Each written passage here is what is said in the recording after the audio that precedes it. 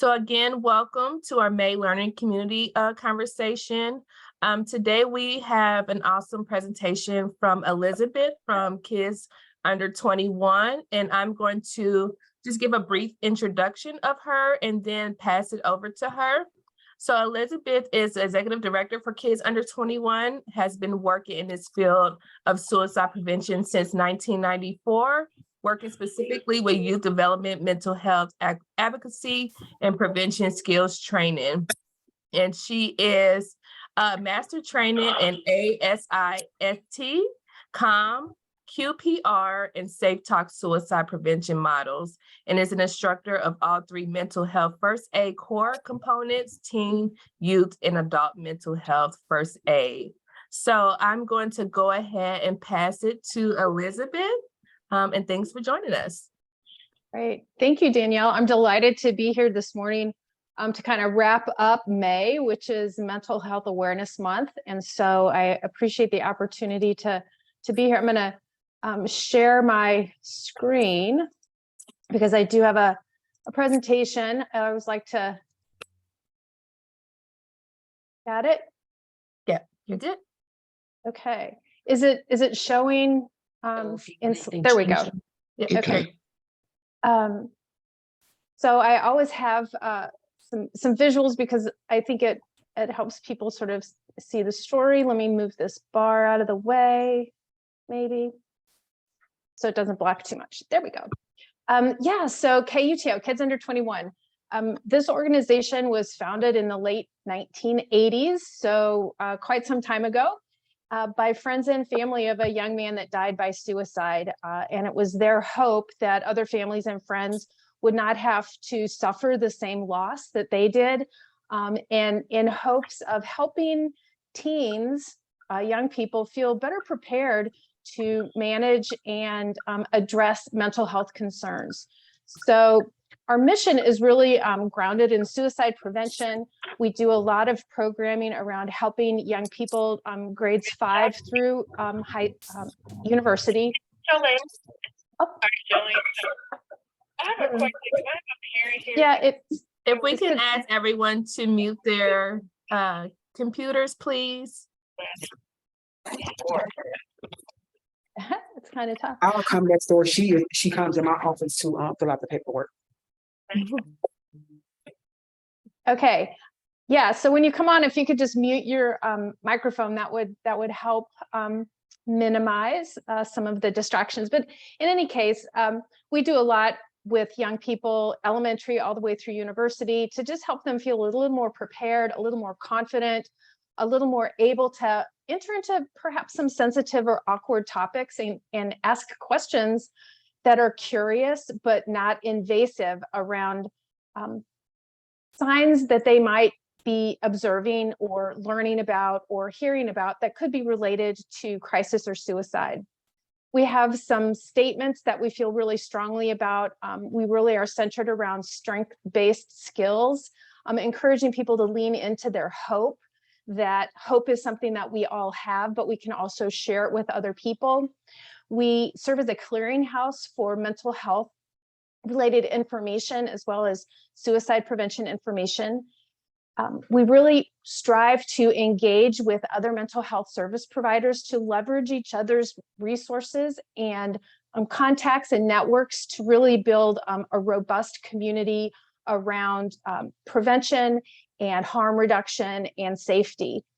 We also work with not only the National Strategy for Suicide Prevention, but also the Missouri Suicide Prevention Network, which is a statewide initiative to bring mental health service providers together to have a stronger presence, as well as promote safety across the lifespan.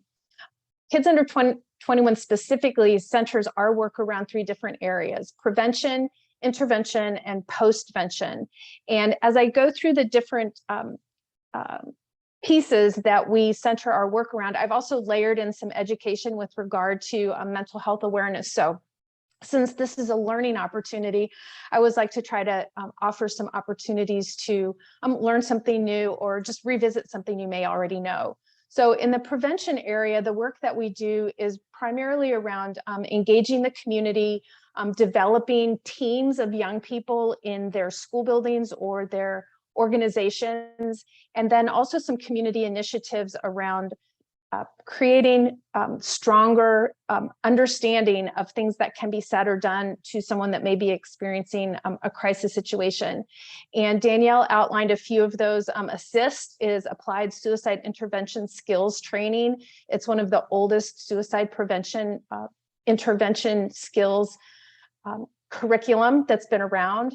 There are also shorter windows of educational pieces that can really help people feel that they have some knowledge to speak from.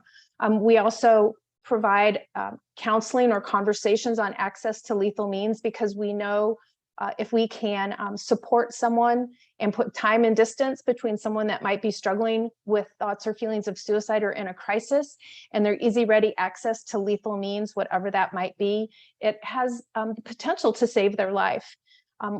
Initiatives in the school or in other youth organizations would be our Yellow Ribbon Project, where we distribute the wallet card that you can see on the screen with an attached loop yellow ribbon.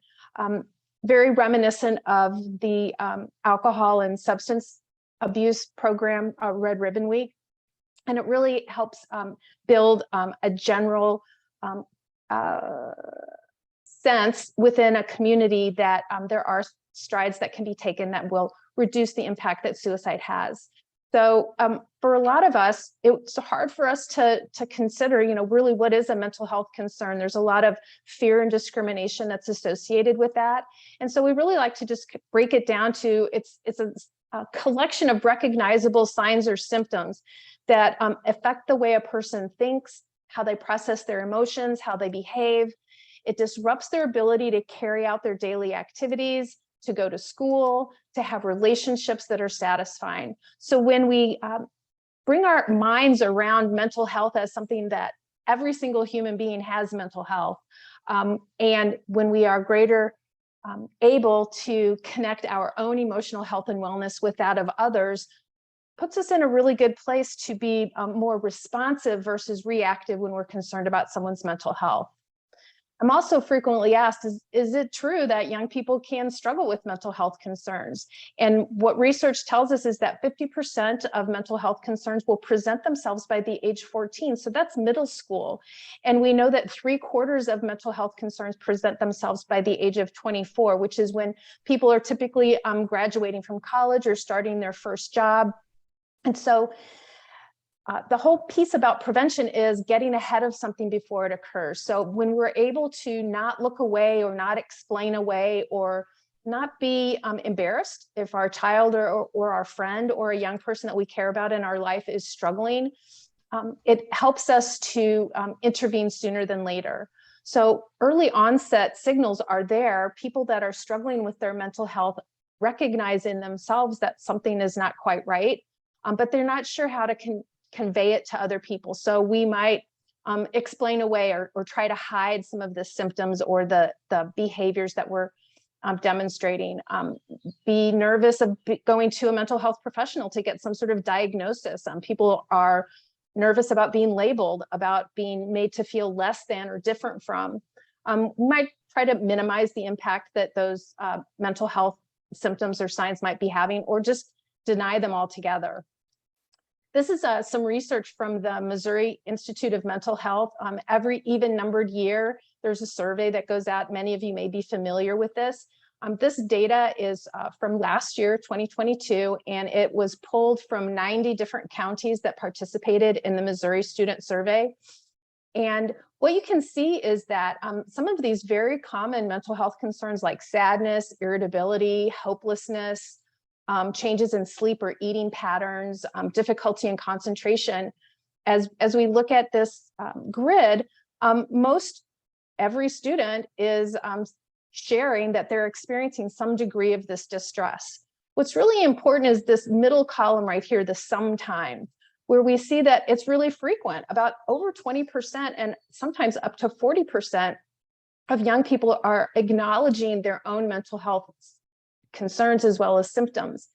And if we as adults or parents or teachers or caregivers in a young person's life can be more comfortable bringing up the topic of mental health and discussing it openly and honestly with the young people in our lives, that puts us in a good position to support and help them linking to care sooner than later. So we want to be familiar with warning signs. And I'm curious, if you could just drop into the chat box, what are some examples of warning signs that somebody may be in distress, emotional stress, or they may be struggling with thoughts or feelings of suicide? You can just drop some of those ideas into the chat box. I open it up so I can take a look at it.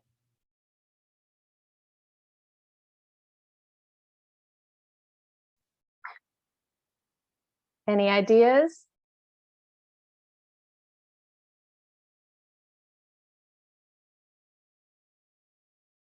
I was going to say Yes. also, if you want to just say out loud as well, if you can't access your chat box.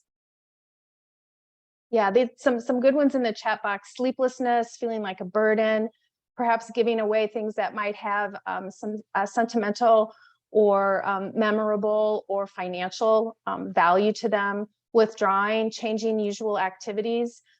There are many different warning signs that could present as potential concerns and signs of distress.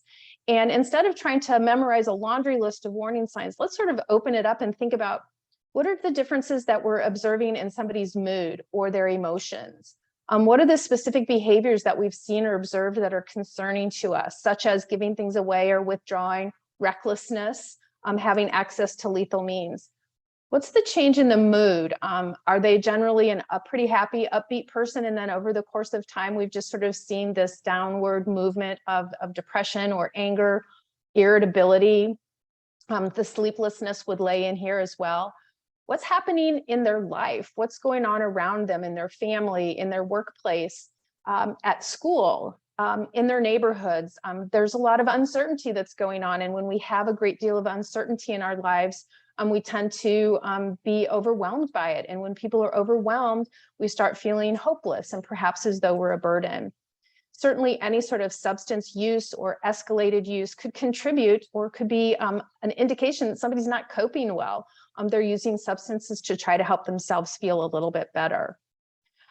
I always like to share resources, and really terrific resource is this website, Youth Suicide Warning Signs, and that's the address. You can visit it, Youth Warning Signs, youthsuicidewarningsigns.org. And the great thing about this is, as when you look at this navigation bar, you can see that there are different categories of people that may come in contact with someone that might be struggling with thoughts or feelings of suicide.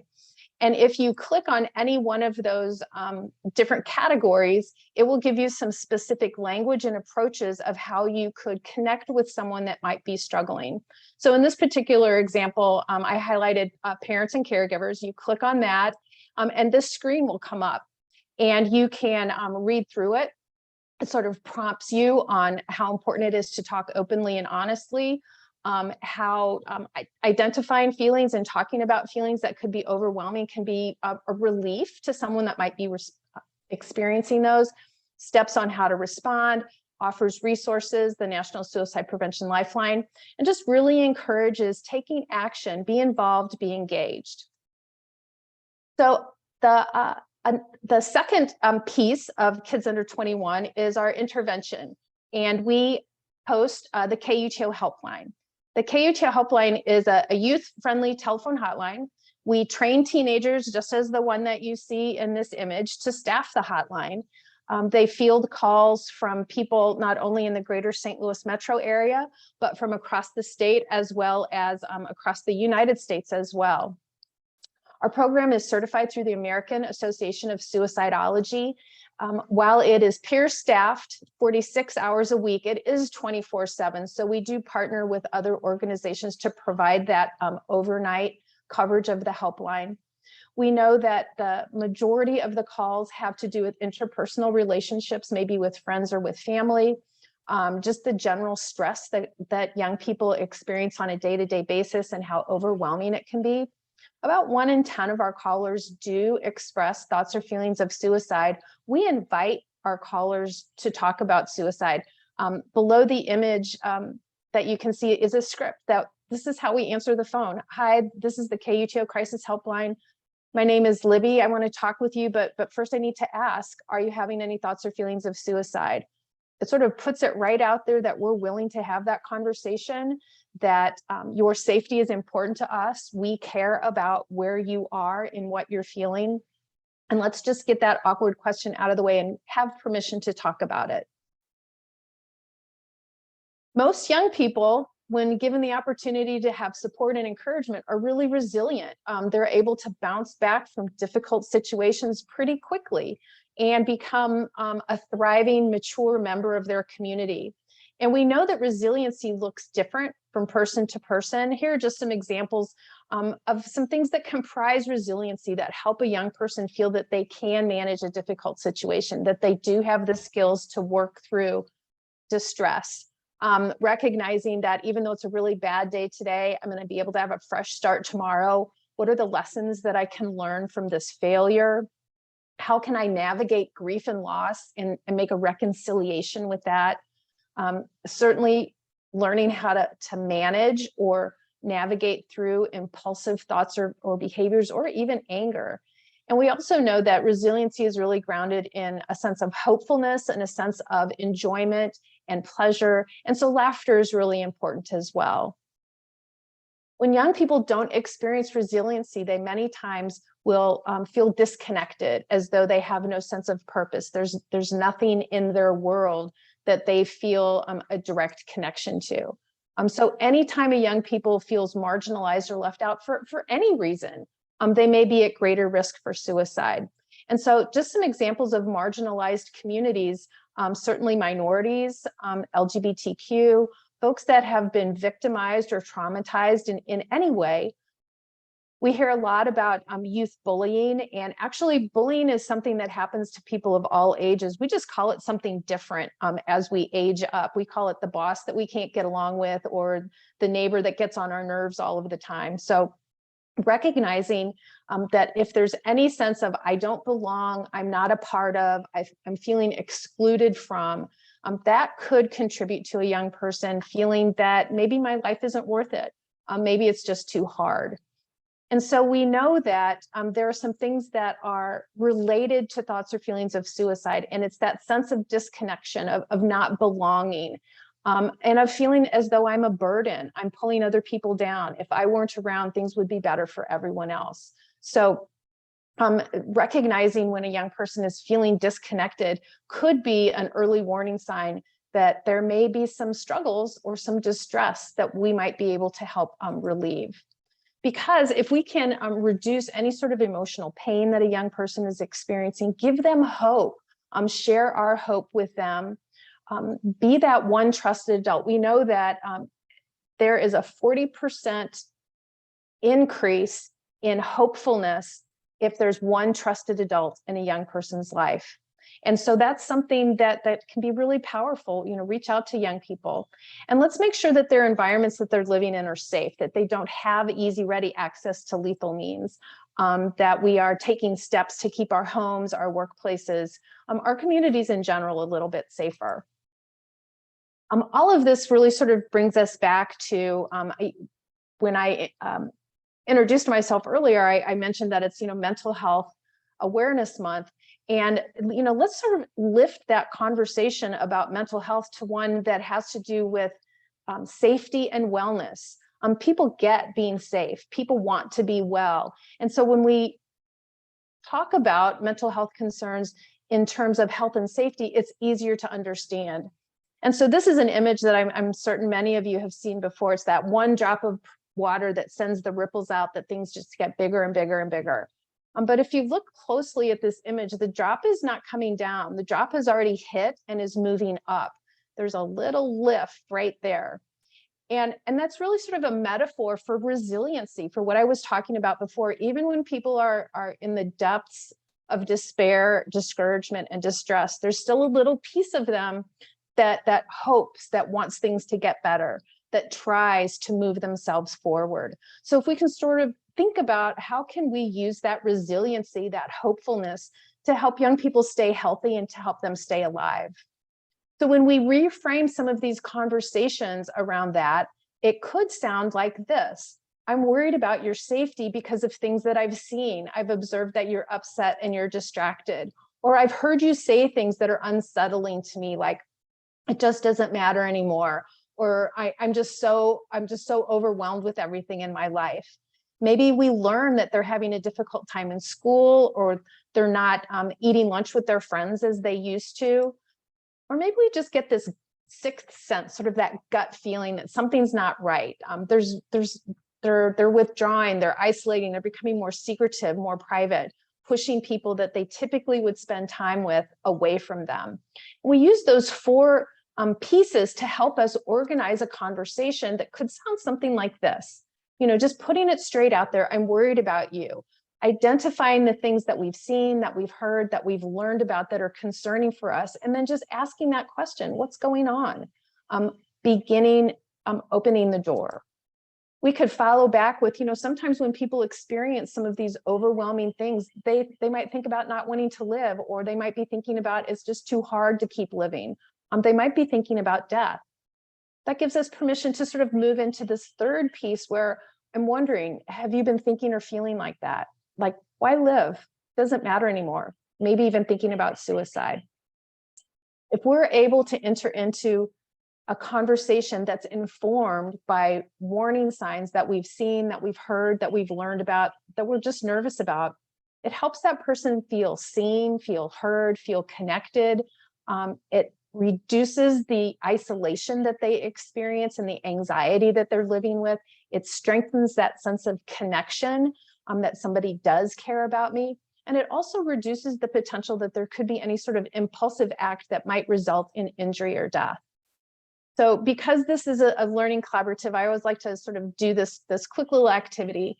And what I'm going to ask you to do is just practice saying that statement out loud to your screen.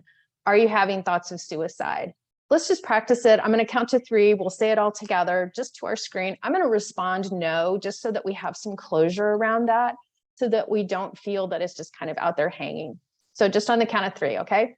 1, 2, 3. Are you having thoughts of suicide? No. It feels awkward to say that out loud. And I'm a big believer that when we practice awkward things, it makes it feel more comfortable for us. So how do we respond when the answer is no? That's really what we're hoping for. We hope that we've perhaps maybe misinterpreted some of this information.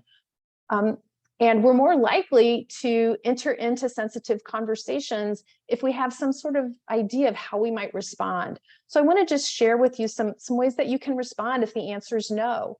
We can accept it, but still reinforce that I'm worried about you. I want you to be safe. I'm glad to hear you're not thinking about that, but what's going on? Because you're really not acting like yourself. Are you sure that you're okay? Because with the way that you've been acting and everything that's been going on, things just aren't right with you. Maybe just be upfront and say, well, then what's going on? Because you're not acting like yourself. These are not judgmental. They're not labeling. We're just really trying to keep that door open to have a conversation, to engage with a young person that we care about, that we're concerned about their safety.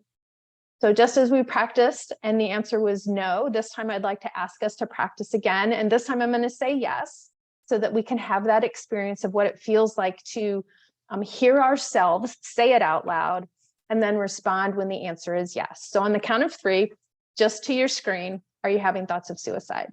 1, 2, 3. Are you having thoughts of suicide? Yes.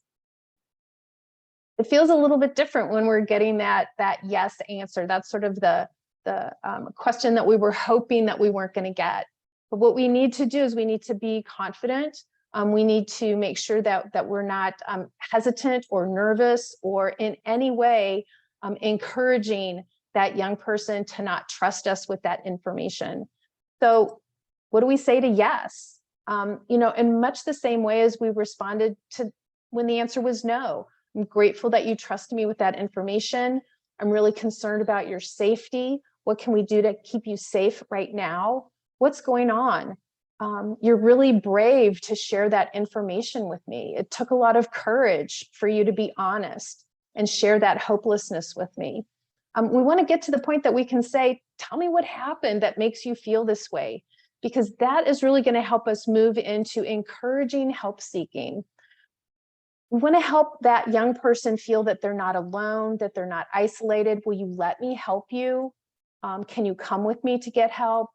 What can we do right now that will help you feel safer? Also understanding that in some cases, people that have been struggling with these overwhelming thoughts have been struggling for quite some time. And so we might need to be persistent. We might need to stick with this and not let things be explained away. We can be curious and we can be questioning, but we want to do it in a way that leaves the door open for non-judgmental listening and openness. I've talked about hope before. That's really what we're encouraging. We're encouraging hope that things can improve, hope that you are worthy, hope that people will see you. And when we can share our hope with a young person that's struggling, it can be a very powerful thing for them to know that they have someone in their corner that they can lean into that's going to take and trust them for what they are. Knowing where your resources are is another really important piece. And one of the things that Kids Under 21 does is we have a computer database of resources, not only for our region, but across the state of Missouri, as well as across the United States. So know what your resources are in your workplace. If you are in a school or you are another service provider, know what those resources are. Know what's available in your community. KUTO, I've already talked about our telephone hotline. We welcome calls from anywhere. Trevor Project is another telephone hotline specifically for the LGBTQ youth community. The Suicide and Crisis Lifeline, 988. I hope you're familiar with that. I'll talk a bit more about that in just a minute.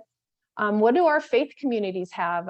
Many faith communities are recognizing the intersection of mental health, wellness, and spirituality and religiosity, and are trained in some of these intervention skills and strategies.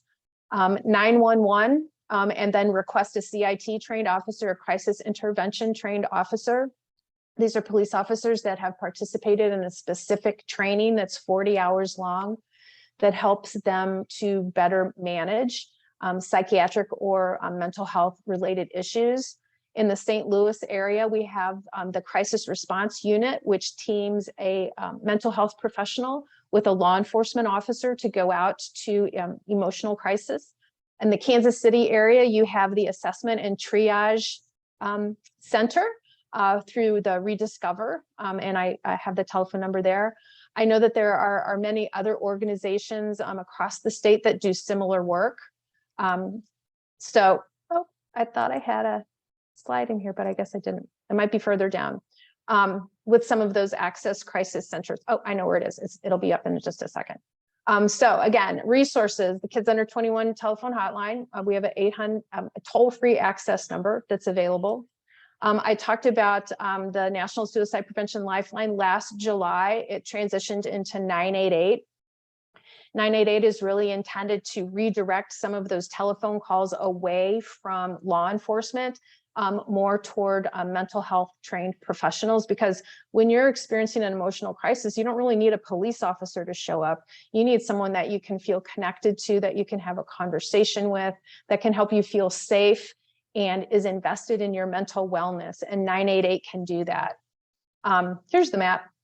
So depending on the area that you live in, when you dial 988, you will be directed to this crisis center. So you can see that we have 7 different crisis centers, and actually an 8th one has recently been added that are part of the 988 system. So you dial 988 and you are immediately directed to the crisis center that responds to your area code.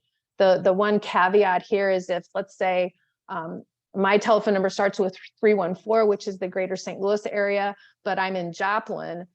If I dial 988, it's going to redirect me to St. Louis, even though I'm in Joplin. That's just something that we're trying to work through with this system.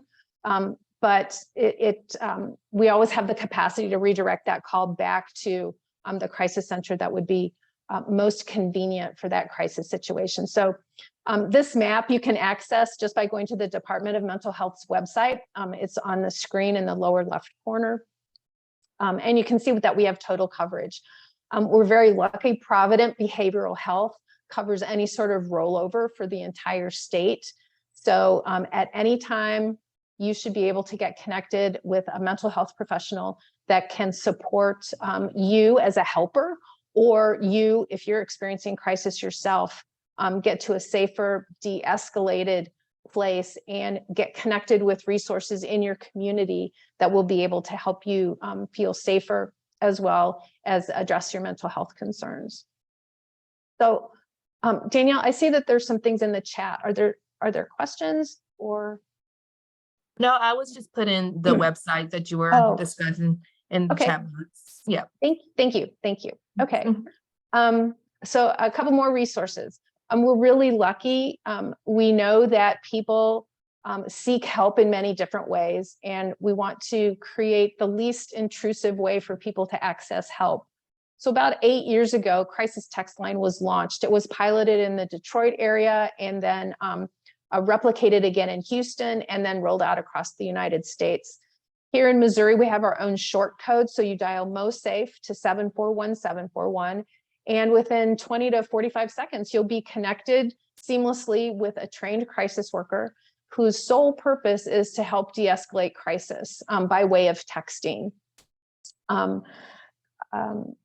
So that's a really great resource. Sometimes people are more likely to use texting to sort of get a feel for what help seeking looks like and feels like. And it would not be unlikely if during a texting session with Crisis Text Line, they might suggest, hey, it sounds like maybe talking with somebody face-to-face might be helpful for you. Have you considered calling 988? Or have you considered reaching out to a trusted adult? So there's always this sort of process of helping people move through help seeking that feels comfortable to them, that is convenient for them, and that they feel is accessible.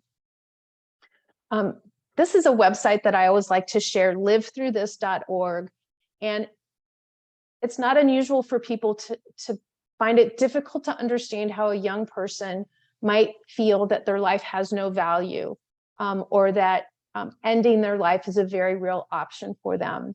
And I like to share this website because it's a collection of stories shared by people that have experienced very lethal thoughts and feelings of suicide. Many of these stories, people have survived an attempt at ending their life.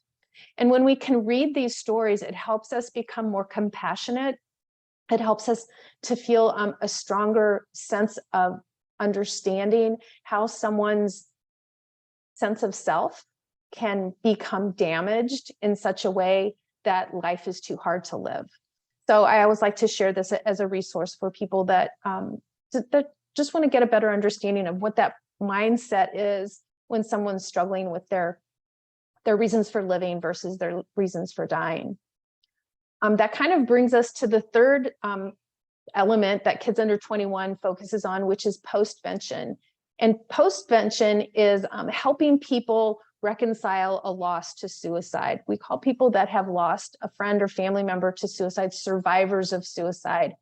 And so they've lost someone that they care about. They're struggling with trying to reconcile that death, that loss. And we know that when people have access to support, that process of reconciliation becomes a little bit easier.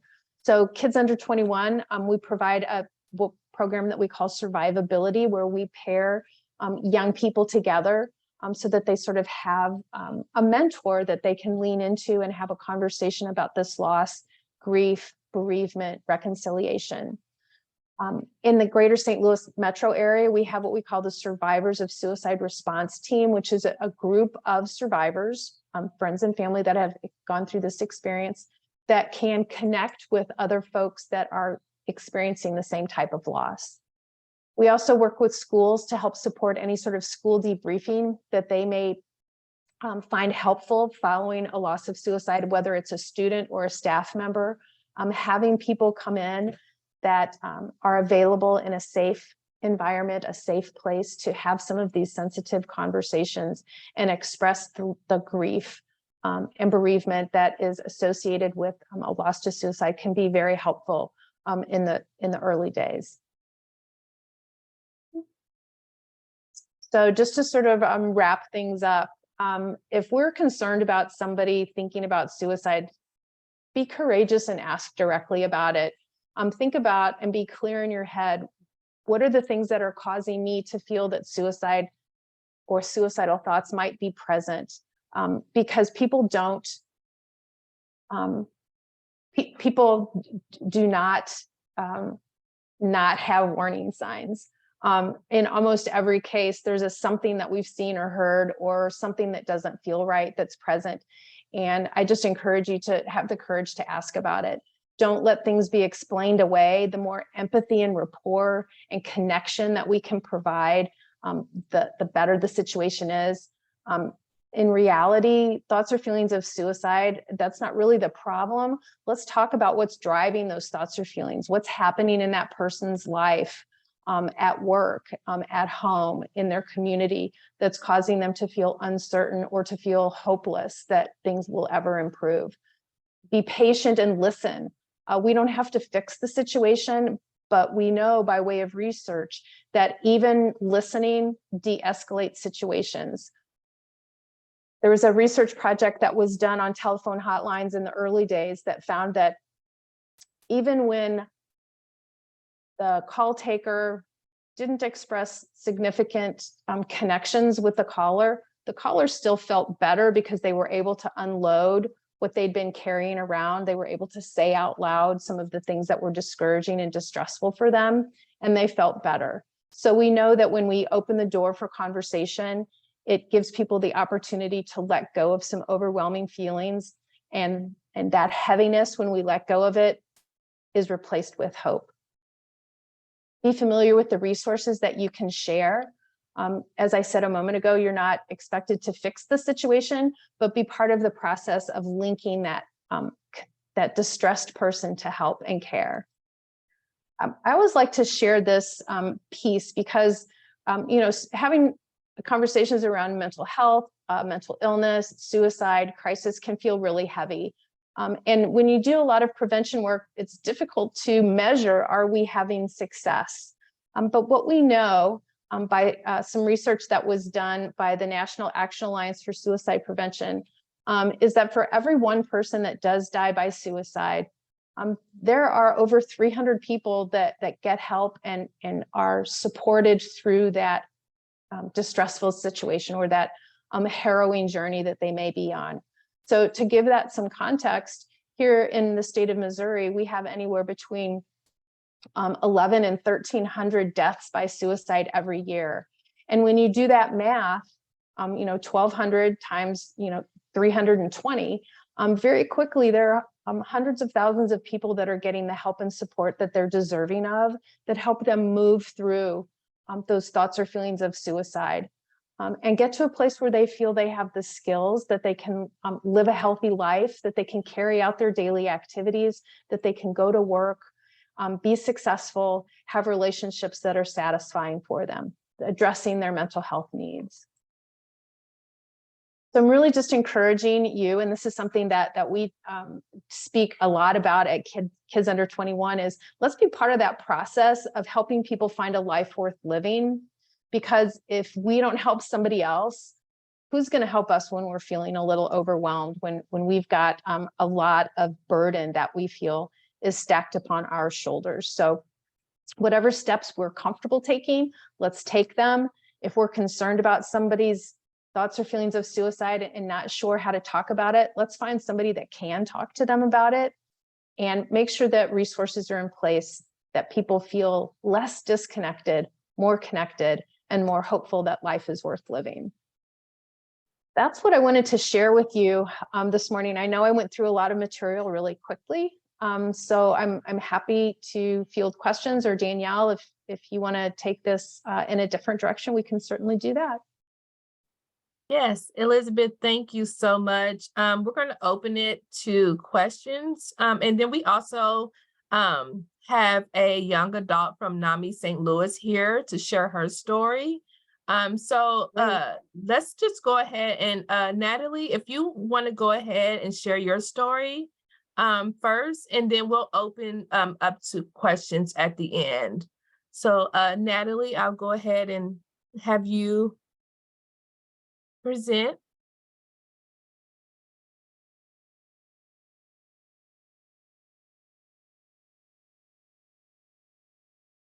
Uh-oh. All right, Natalie, let's see.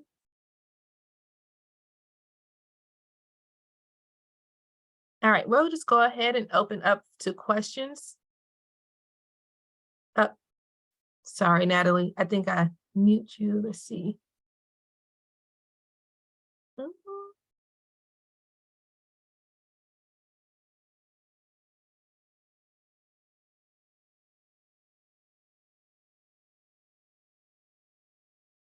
For some reason, it's not letting me unmute you for some reason.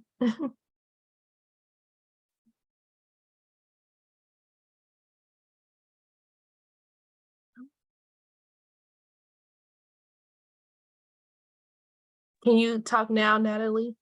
Yes, can everybody hear Okay. me okay? Sorry about that. All right, no problem. Hello, everyone. So I am a young adult speaker with NAMI St. Louis, and I've been doing this for almost over a year. It's been the best opportunity of my life to be able to share a story like this, since I wanted to do it at such a young age.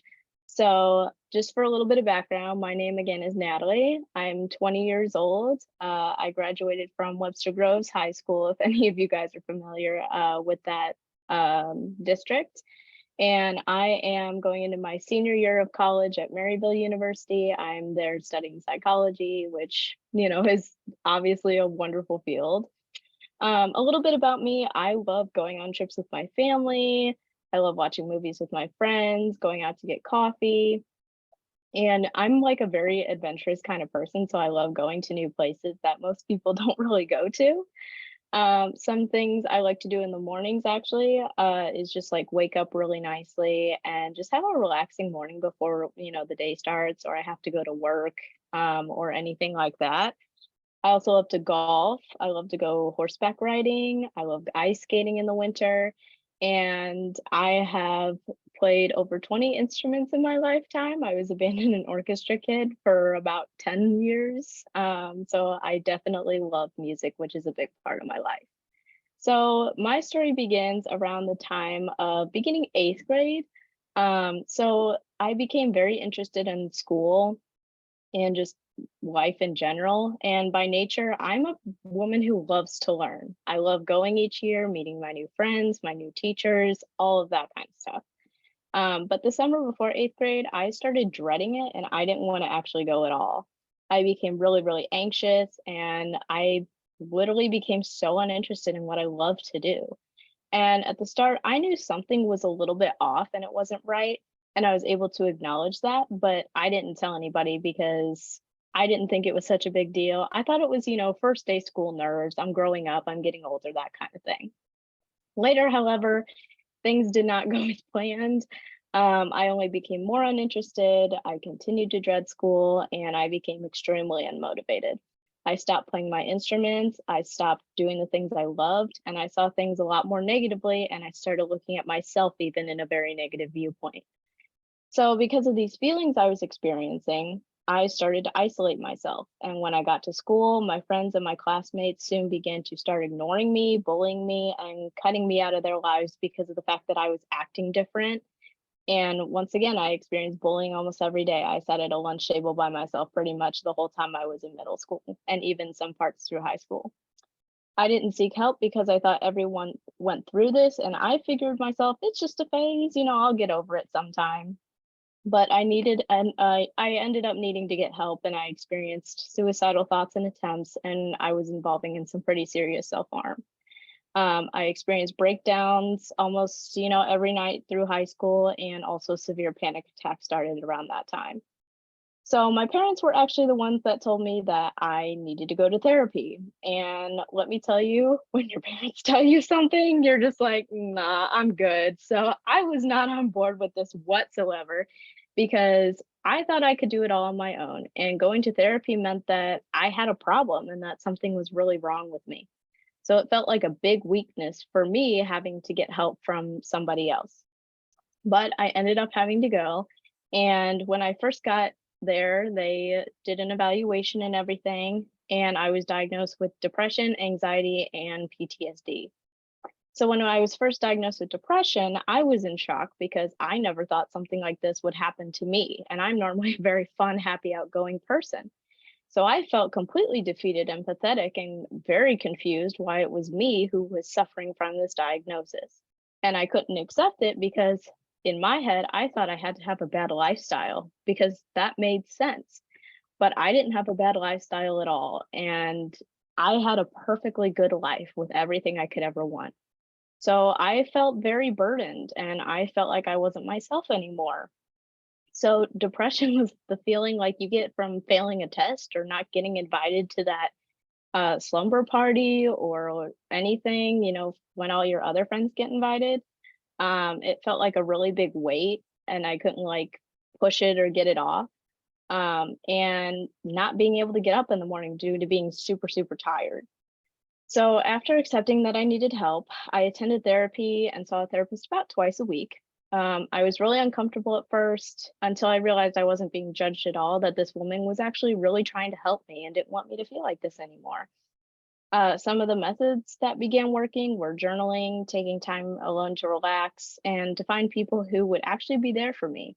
And also taking a mental health day, which I still do to this day. I pick one day of the week and I just let everything go. And I treat myself. I get that Starbucks drink I want, that fast food meal I wanted, buy that dress I saw on Amazon, whatever it is. And once I was able to get through this and explain and explore my true feelings, things became so much easier. And I would actually start to enjoy going to therapy just to get in tune with my feelings and get anything I needed off my chest. So some friends I did have to, let go of because of no support, but I have the greatest friends in the world now who are there for me 24/7 and always make sure that I'm okay and supported. I never took any sort of medications. Therapy was the main thing that I did and went to, which really helped.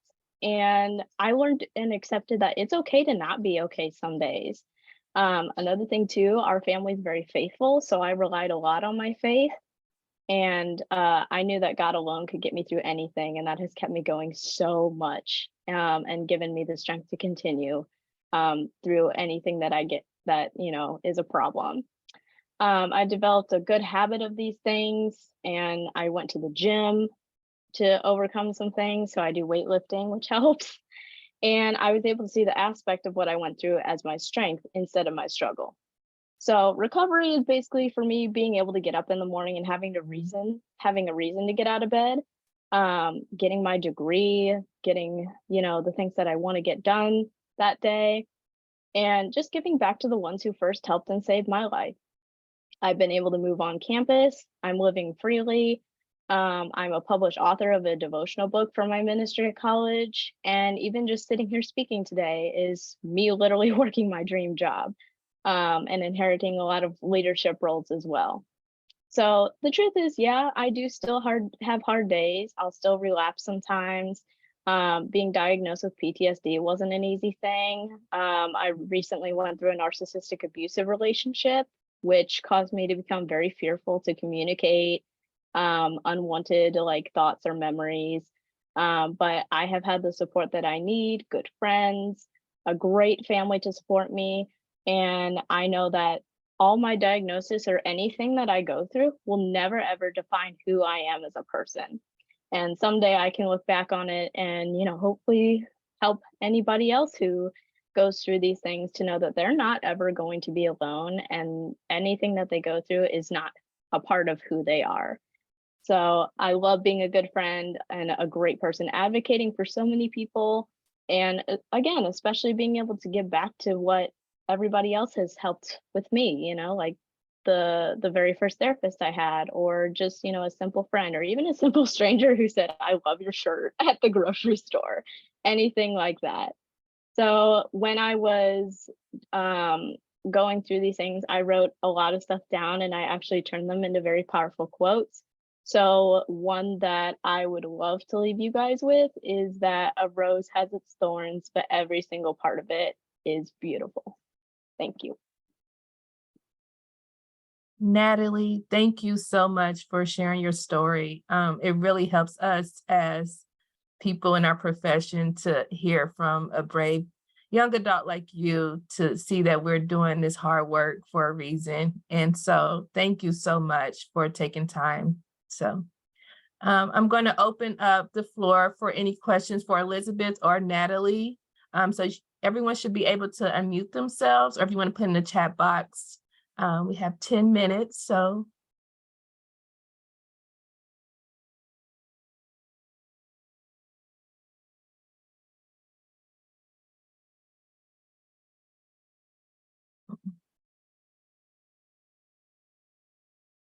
Any questions? Any comments? Elizabeth says, well done. Thanks, Natalie.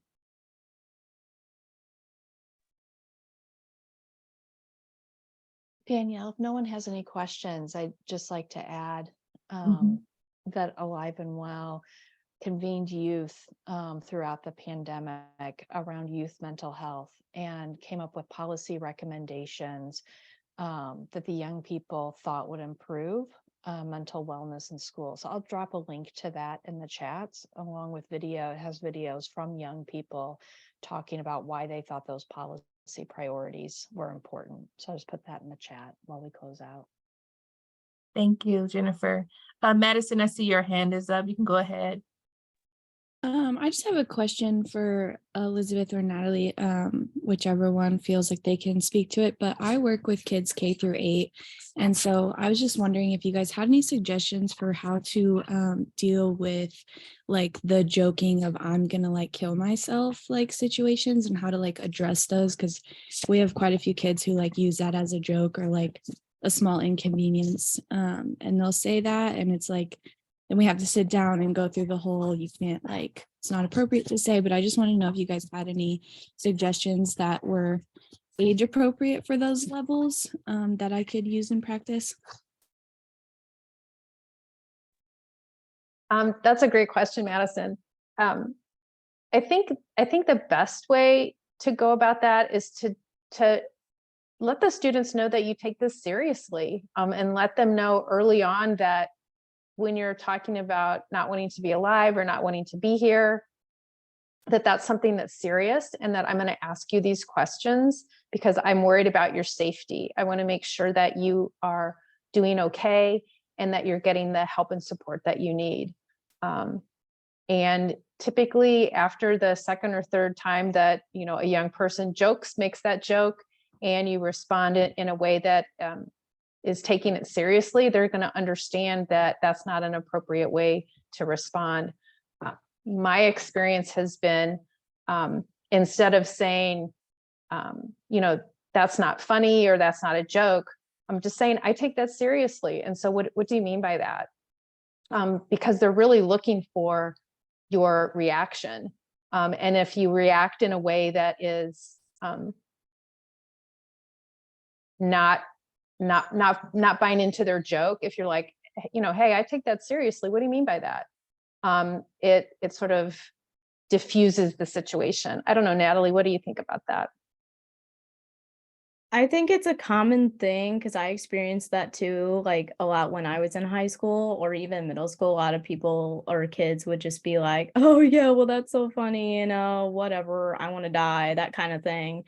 And I think the biggest thing is just honestly like not necessarily going about it in a harsh way, unless like it's really, really serious. Like definitely take those things seriously, but you know, sit them down and be like, hey, do you know, like I overheard your joke or, you know, whatever, like why would you make a joke like that? Like, what's your purpose for saying that kind of stuff? Or even just asking like, hey, you know, do you know the concern that, you know, comes up with making a joke like that, you know, and see if they understand. And if they truly don't, then I think it's, the time to explain that. I had a lot of teachers or even counselors do that. And I think, like, again, just kind of asking, like, do you know the significance of what you're saying? Do you know the significance of this joke? Do you understand why it's appropriate or why it's not? And, because you never know when a student makes that joke or whatnot, that there might be another student in the class that actually, like, is thinking about suicide, kind of, in that kind of perspective. So I just probably, ask, like, hey, do you know the significance of what you're saying? And if they do, then, you need to be, I just say, like, you should not be making those jokes, because you never know, one of your classmates might be in a position where it's really hard to hear that. So.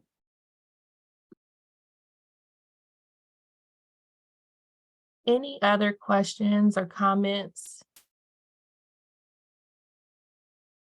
Latrice said, yeah, I never understood the phrase, I'm dead after someone watches a funny video or meme. Yeah.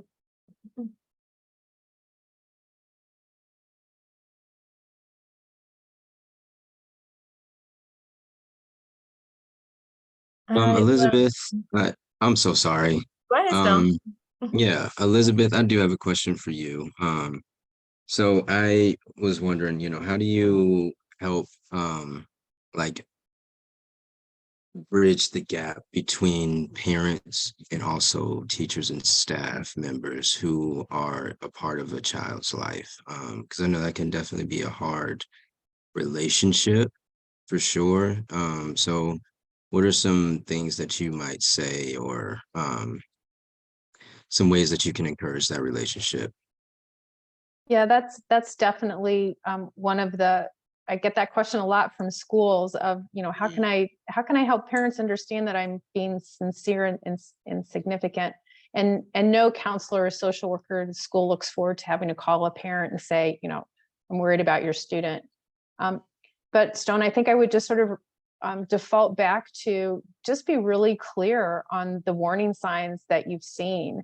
And give clear examples that support your concern, that are difficult to explain away.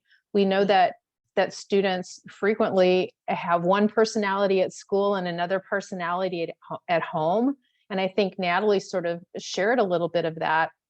And whatever we as non-family members can do to help inform parents that, we think your student's great, but we're seeing some things that are causing us to be concerned about their safety, and that are getting in the way of them having a good experience at school, because they're kind of isolating themselves, and that's not like them. And so the more concrete you can give examples of, this is what we're seeing at school, and we know that might not be what you're seeing at home. But we just want to make sure that we're working with you to help your child stay as safe as they can. There's no magic wand. I mean, if I had a magic wand, I'd be a millionaire. But I think, that we heard Natalie say this, that, when you approach someone through compassion and honesty, and be repetitive with it in that compassion and honesty, that people recognize you're coming from a place of care, and that you're not saying you're a bad parent or you're not doing things right at home, but let's work together to figure out how to help your child stay safe. Gotcha. Thank you. You're welcome. Any other last questions or comments?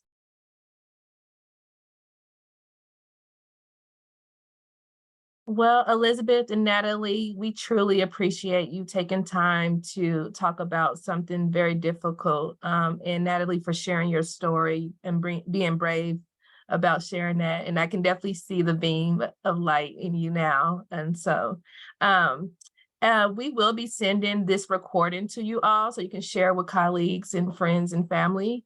And we'll also send an evaluation just so we can get some feedback to make these conversations better and how we can grow in this. So other than that, everyone is saying thank you. And so you guys have a great Thursday and a great Memorial weekend. And our next community conversation will be June 22nd virtual. So we'll be sending information out to you all about that. So you guys have a great day. Thank you.